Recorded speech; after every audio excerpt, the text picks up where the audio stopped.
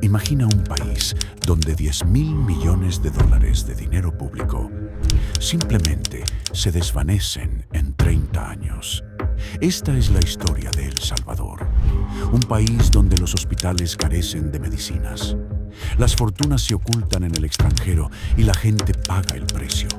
La corrupción se convirtió en un sistema institucionalizado, con redes clientelares y leyes que permitieron el enriquecimiento ilícito sin castigo. El costo es devastador, equivalente a unos $2.000 por cada salvadoreño, perdiendo oportunidades de desarrollo y progreso. La profunda crisis económica y social causada por el fracaso de las políticas populistas estatizantes y por el daño constante del sabotaje a la infraestructura del país y a objetivos económicos claves, demandaba soluciones que cambiaran radicalmente las obsoletas estructuras.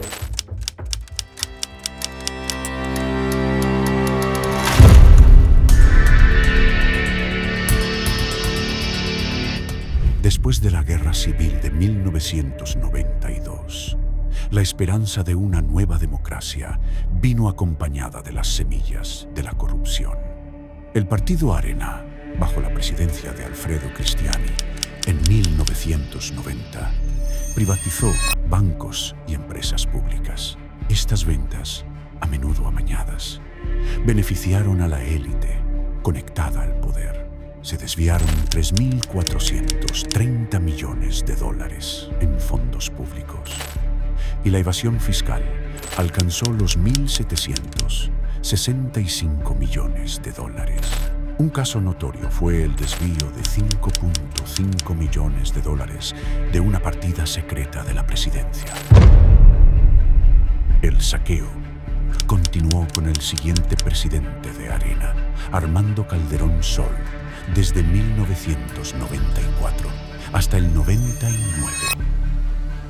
Se documentaron al menos 83 casos de corrupción, con $449 millones desviados y una evasión fiscal de $4.517 millones.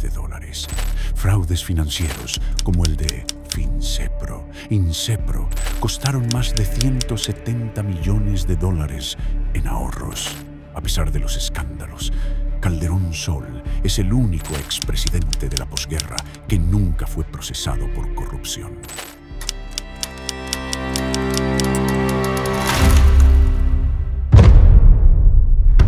Una educación integral, un ambiente de oportunidades y un espacio abierto a la realización personal. Bajo la presidencia de Francisco Flores, desde el 99 hasta el 2004 de Arena, la corrupción escaló a niveles sin precedentes. Aunque se mantuvieron los 83 casos de corrupción, la cantidad de fondos públicos perdidos se disparó a $8.136 millones, con una evasión fiscal de $7.515 millones. El escándalo más infame fue el desvío de $15 millones de ayuda donados por Taiwán para las víctimas de los terremotos. ¡Mi mamá! ¡No! ¡Mi mamá! ¡Mi mamá! 10 millones fueron a parar a las cuentas del partido Arena y los otros 5 millones desaparecieron. Flores fue el primer expresidente en ser formalmente acusado, pero falleció bajo arresto domiciliario sin una condena. La presidencia de Antonio Tony Saca, desde el 2004 a 2009, marcó el declive final de Arena en medio de una corrupción descarada. Saca fue responsable del desfalco de $219 millones de la cuenta presidencial, dinero que se usó para gastos personales y sobornos políticos. El proyecto del Boulevard Diego de Holguín se convirtió en un símbolo de este saqueo, con sobrecostos que triplicaron el presupuesto original. Lo que se ha dicho es que él peculó $300 millones. De esos 300 millones, ustedes sabrán que 195 millones de ellos salieron en efectivo. A diferencia de sus predecesores, Saca fue condenado a 10 años de prisión por desviar y lavar más de 300 millones de dólares, convirtiéndose en el primer expresidente salvadoreño en ser encarcelado por corrupción. Saca también confesó haber pagado sobresueldos ilegales a funcionarios de los 3 poderes del Estado.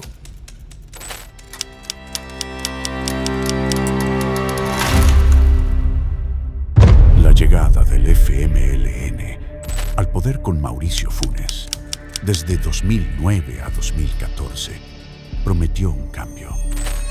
Evitar el error comienza por no hacer lo que algunos hicieron mal en este país. Gobernar para pocos, ser complacientes con la corrupción, temer y ser cómplices del crimen organizado, pactar con el atraso en todas sus formas de expresión. Pero la realidad fue que los esquemas de corrupción se replicaron. Funes desvió 350 millones de dólares de fondos públicos a través de una red de testaferros y empresas fantasma. Su operador, Miguel Menéndez, Mecafé, creó compañías offshore en Panamá para lavar dinero de sobornos.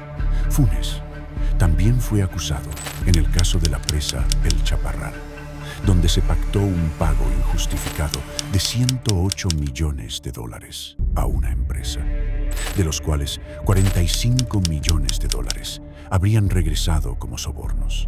Para evitar la justicia, Funes huyó a Nicaragua en 2016 y obtuvo asilo político. Repito, nosotros definitivamente no tenemos el derecho de equivocarnos.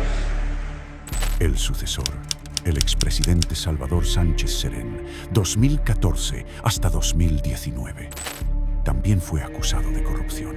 La Fiscalía lo señaló de malversar más de 180 millones de dólares de la partida de gastos reservados de la presidencia. Además, se descubrió que cuando era vicepresidente, recibió $500,000 en sobresueldos ilegales del gobierno de Funes.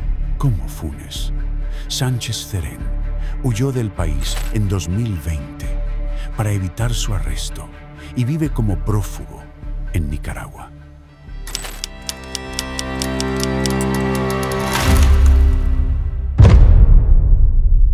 En 2019, la elección de Nayib Bukele marcó un punto de inflexión. Bukele declaró una guerra contra la corrupción. Mi tercer y último anuncio, el más importante de los 3 que daré esta noche, es que hoy declaramos la guerra contra la corrupción.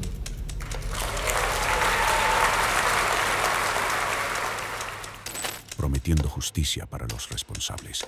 Por primera vez, expresidentes y altos exfuncionarios están enfrentando la justicia. Así como desplegamos fuerzas de seguridad del Estado y acorralamos a los pandilleros hasta llevarlos a la cárcel, así también actuaremos con los delincuentes de cuello blanco, vengan de donde vengan. Mauricio Funes y Salvador Sánchez Serén fueron acusados formalmente y se emitieron órdenes de captura internacional en su contra. En 2023, la Fiscalía allanó e incautó bienes por más de 85 millones de dólares vinculados al expresidente Alfredo Cristiani. En un hecho sin precedentes, la Operación Desfalco en 2021 llevó al arresto de una docena de exministros y altos funcionarios de los gobiernos de Funes y Sánchez Serén, acusados de lavado de dinero y peculado. Este operativo demostró que ya no hay intocables en la política. El gobierno actual ha endurecido las penas por enriquecimiento ilícito y ha reforzado la idea de que la impunidad ha llegado a su fin. Las décadas de corrupción en El Salvador han dejado un país empobrecido y una sociedad con profundas heridas. Con los más de 12.000 millones de dólares saqueados, se podrían haber construido 200 hospitales nuevos, 3.000 escuelas modernas, o incluso haber erradicado el déficit de vivienda. Hoy, la impunidad ya no es la norma. El pueblo salvadoreño cansado de los abusos, exige un cambio.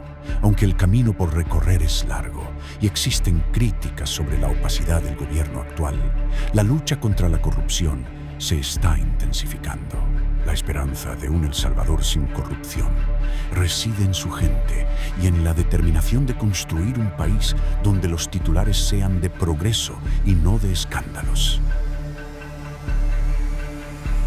Sin embargo, también nos dejó héroes anónimos, periodistas, fiscales honestos, activistas que mantuvieron viva la llama de la verdad.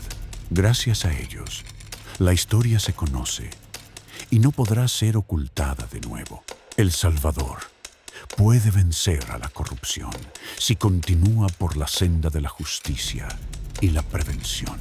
Como dijo un ex magistrado honesto, la corrupción no se elimina de la noche a la mañana, pero cada acto de honestidad la debilita. En el fondo, la esperanza de un país sin corrupción reside en su gente. Hoy más que nunca, los salvadoreños conocen el costo del silencio y la apatía. El futuro está en sus manos. Construir un país donde los únicos titulares sean de progreso y nunca más de escándalos. ¿Será este el amanecer de un nuevo El Salvador? Solo el tiempo y la determinación de todos lo dirá. Pero, después de tanta oscuridad, la luz finalmente se asoma.